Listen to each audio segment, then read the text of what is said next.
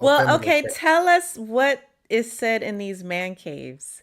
Like, what Okay, do men talk about when women aren't around?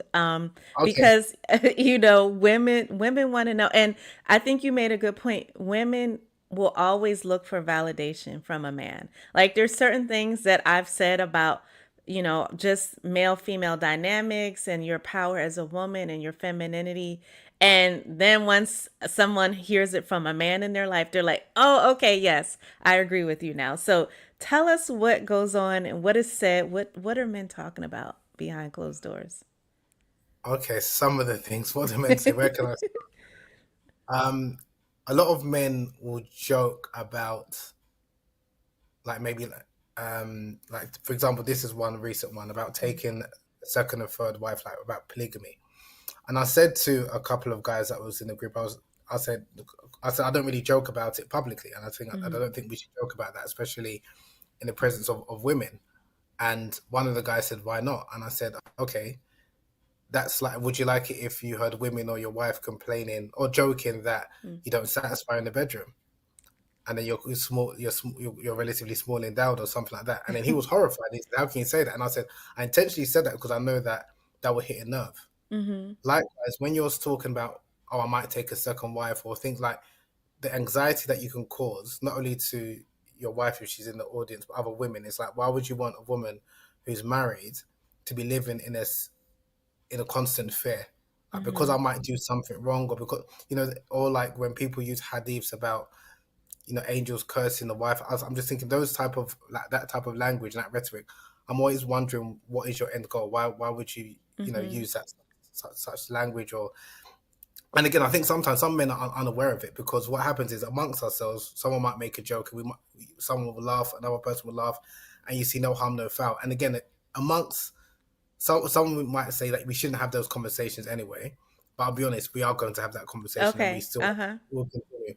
But it's really a case of, especially if you're having it in a public platform or in front of women, or no one's checking anyone in those male only audiences. I think that's a problem. So that's one. This is Yeah. the lack of empathy. The second is, yes. What's another thing that someone You're used to like, me? am I gonna say There's it so or many, yeah. There's so many, and that's the thing. You can't come across as a like always teaching. So you uh-huh. sometimes you have to like, buy into the ignorance and just like Mm-hmm. um Yeah.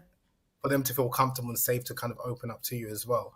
But there is also like this idea that women, what this is what someone actually said, women just complain a lot and Mm. they don't know the difference between nagging and complaining and communicating. And he was saying that that's what he was saying to his partner.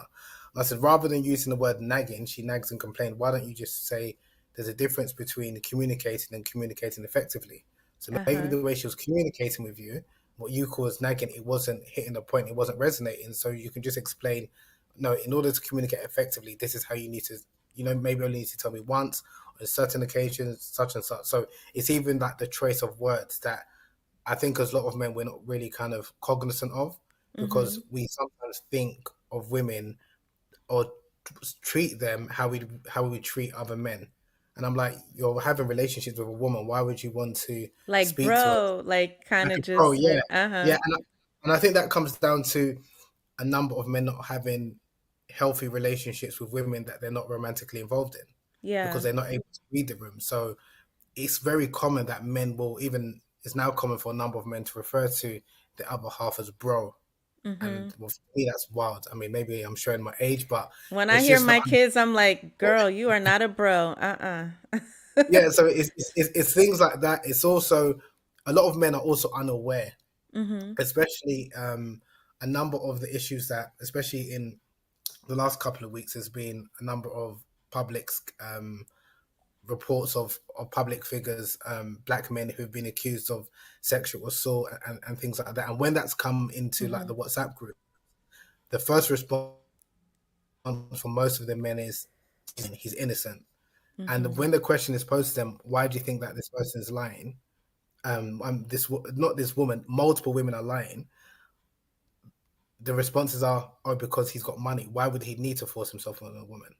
And So this they don't idea that if you've got understand money, power dynamics and how that works. and Mm-hmm. because a lot of men are obsessed with money, they assume Mm-hmm. that all women are obsessed with money. Mm-hmm. And because a number of men will literally some cases do anything for money, they think that's the case for women. And because men are attracted to money, they always think that, oh, and it's just having those honest conversations, or just think. And when some of these public figures has come to light, and you have numerous accusations where people realize, okay, this must be true, Yeah. then it's a case of, okay, maybe that might be the exception, or that's the Mm-hmm. exception. And even that is quite problematic, because the first instance for a lot of men is that you believe the man and you think, okay, the woman is lying, even if it's multiple women, or it's a conspiracy to bring the black man down, kind of thing. And Yeah. it's something which, even if you bring out statistics, and it's something which I think you can speak better to this than I can, being a psychologist. What was it? Something I read. They were talking Like, about confirmation bias and yeah. anchoring bias, or anchoring Mm-hmm. belief, in this idea that if you've got an assumption that something is the case, that women, if you believe that women often lie Manipulate about, men or lie. Uh-huh. manipulate, all of you will find out evidence and information and studies or podcasts that support that belief. And Yes. if you're hearing evidence contrary of that, even if it's from so many different sources, you're hearing testimonies from so many different women and research, you'll ignore that, because it goes against your confirmation, your original belief. So that's Yeah. something